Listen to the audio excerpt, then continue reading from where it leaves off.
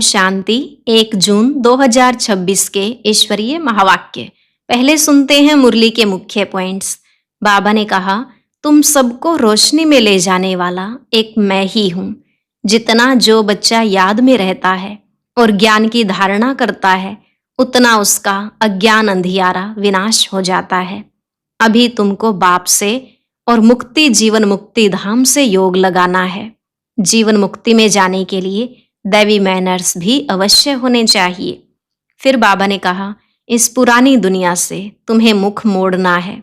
देह के सब संबंधियों को भूल मुझ अपने बाप को याद करो तो तुम्हारी आत्मा साफ हो जाएगी।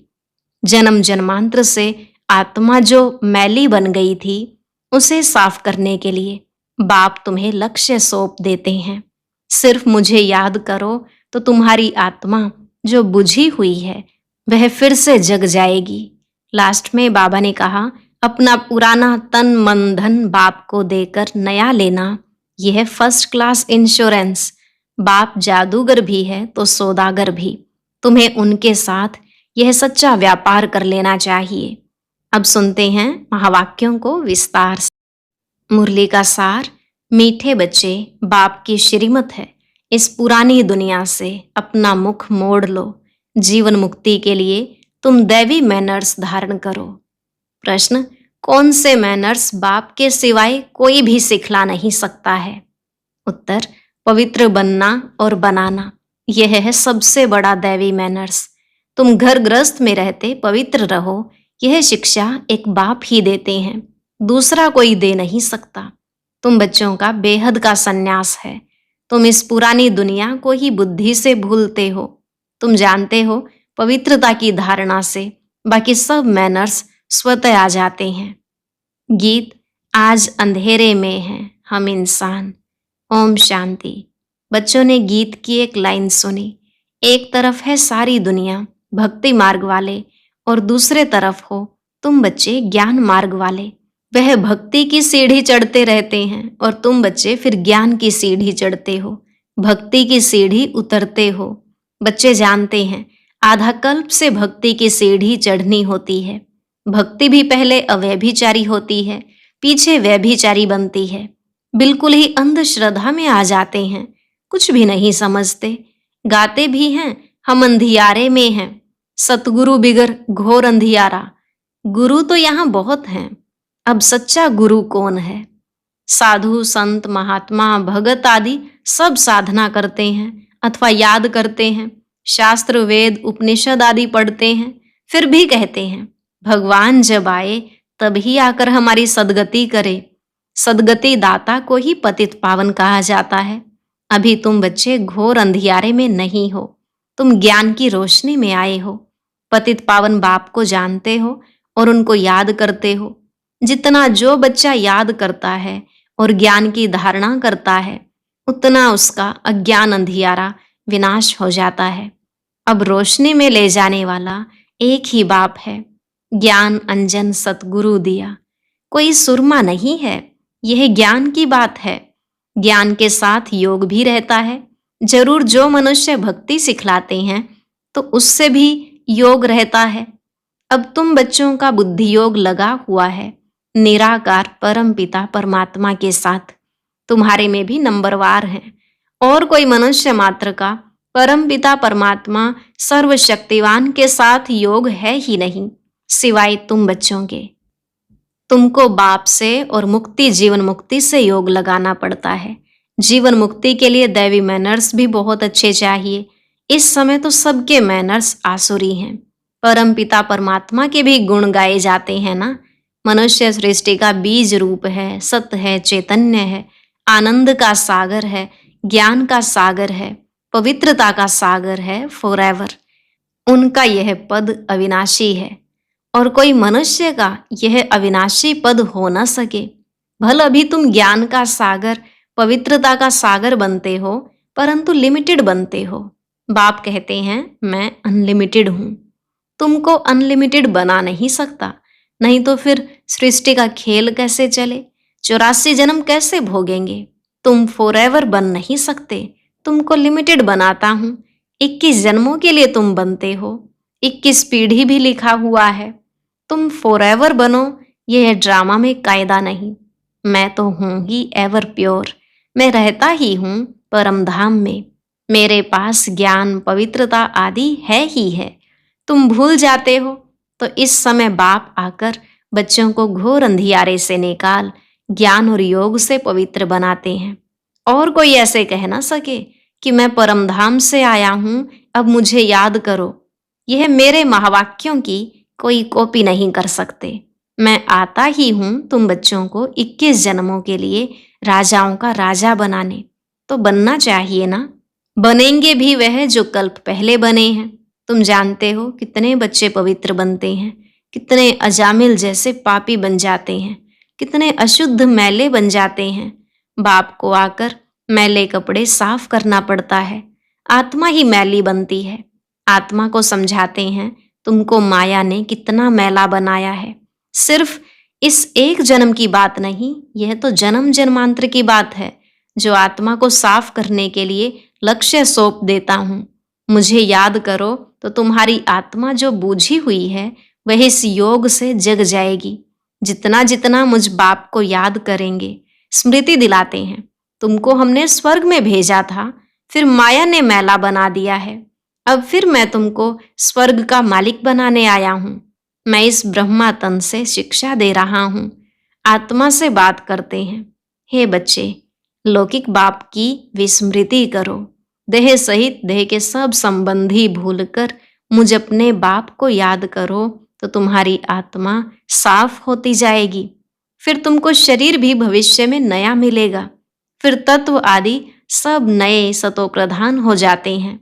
बाप कहते हैं अब इस पुरानी दुनिया को भूलते जाओ, मुझे याद करो तो तुम मेरे पास आकर फिर स्वर्ग में जाएंगे।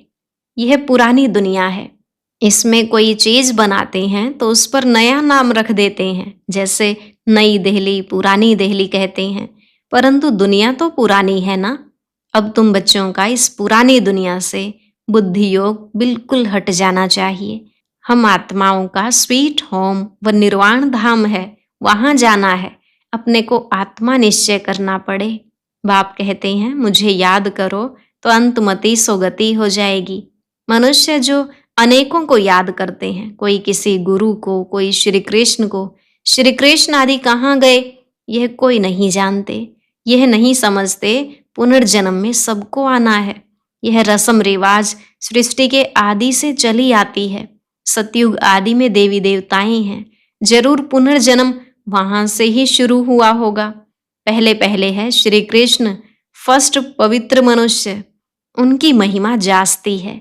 लक्ष्मी नारायण की इतनी नहीं है, क्योंकि बच्चे पवित्र सतो प्रधान होते हैं तो महिमा बच्चों की गाई जाती है। श्री कृष्ण की बहुत महिमा है, परंतु यह नहीं जानते कि श्री कृष्णपुरी है कहाँ। वैकुंठ कहते भी हैं सतयुग को, फिर पता नहीं श्री कृष्ण को द्वापर में क्यों कह दिया है। वही चीज दूसरे कोई नाम रूप देश में आ ना सके, वही नाम रूप दूसरे जन्म में हो नहीं सकता। श्री कृष्ण तो सतयुग में था। तुम जानते हो जगत अम्बा, जगत पिता जाकर लक्ष्मी नारायण बनते हैं। सतयुग को कृष्णपुरी कहा जाता है, अब है कंसपुरी। यह सब आसुरी नाम है। वहां थे दैवी संप्रदाय, यहाँ है आसुरी संप्रदाय। बाप बैठ बच्चों को संगम पर समझाते हैं। वह बाप है रचयिता। उनको कहा जाता है मनुष्य सृष्टि का बीज रूप। तो जरूर नई मनुष्य सृष्टि रचेंगे। तुम गाते भी हो बाबा आप पतित पावन हो, इस पतित सृष्टि को आकर पावन बनाओ। पावन सृष्टि रच पतित सृष्टि का विनाश कराओ। बरोबर ब्रह्मा द्वारा पावन सृष्टि रच शंकर द्वारा पतित सृष्टि का विनाश कराते हैं। यह बातें और कोई नहीं जानते हैं। अभी तुम बच्चे बाप के साथ योग लगाते हो। तुम देखते हो बाबा मैले कपड़ों को सटका लगाते हैं, कोई तो फट जाते हैं, कोई टूट पड़ते हैं, कोई तो बहुत मैले अजामिल जैसे पापी हैं जो बिल्कुल धारणा नहीं होती है। बाप कितनी अच्छी बातें समझाते हैं। मीठे लाडले बच्चे, मुझ मोस्ट बिलवेड बाप को याद करो, मोस्ट बिलवेड सुख धाम को याद करो। यह भी तुम अब जानते हो, दुनिया में कोई को पता नहीं। यह तो अब है अति दुख धाम। मनुष्य त्राही त्राही करते रहते हैं, एक दो को मारते रहते हैं, फिर कहते हैं भगवान रक्षा करो। यह जरूर मुख से निकलेगा, बाप तो लिबरेटर है। तुम जानते हो, बाप आए हैं हम बच्चों को इन पर्टिकुलर और सबको इन जनरल सुखधाम में ले चलने के लिए। तुम बच्चों में भी नंबरवार हैं जिनको यह नशा है। यह पढ़ाई कोई कम नहीं, पढ़ाते भी देखो किसको हैं। अजामिल जैसी पाप आत्माओं को पढ़ाकर स्वर्ग का मालिक बना देते हैं। तमो प्रधान तो सब हैं, उनको सतो प्रधान दुनिया में ले जाना पड़ता है। बच्चों को बार बार समझाते हैं कि यहाँ दैवी गुण धारण करने हैं, यहाँ तुमको एम ऑब्जेक्ट बुद्धि में है। यह पवित्रता के मैनर्स और कोई नहीं सिखाते। सन्यासी तो घर बार छुड़वाते हैं, यहाँ बाप कहते हैं तुमको घर बार नहीं छोड़ना है, तुमको तो इस पुरानी दुनिया को छोड़ना है। वह है हद का सन्यास, यह है बेहद का सन्यास। उन सन्यासियों को भी कितना मान मिलता है, साधु समाज गवर्नमेंट को भी मत देते हैं। आगे चलकर यह सन्यासी आदि भी तुम माताओं के चरणों में गिरेंगे।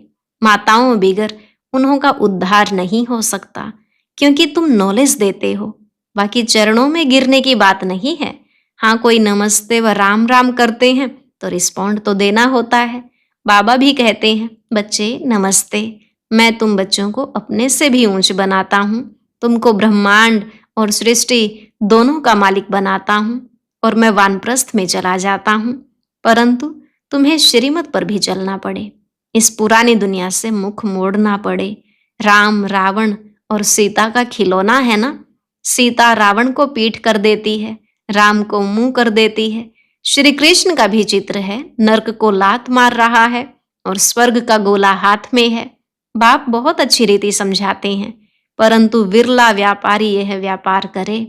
बाप को अपना पुराना तन मन धन दे, नया ले, यह बड़ा फर्स्ट क्लास इंश्योरेंस है। बाप कहते हैं तुम अपनी आत्मा पवित्र बनाएंगे तो फिर शरीर भी पवित्र मिलेगा, फिर तुम स्वर्ग की राजाई करेंगे।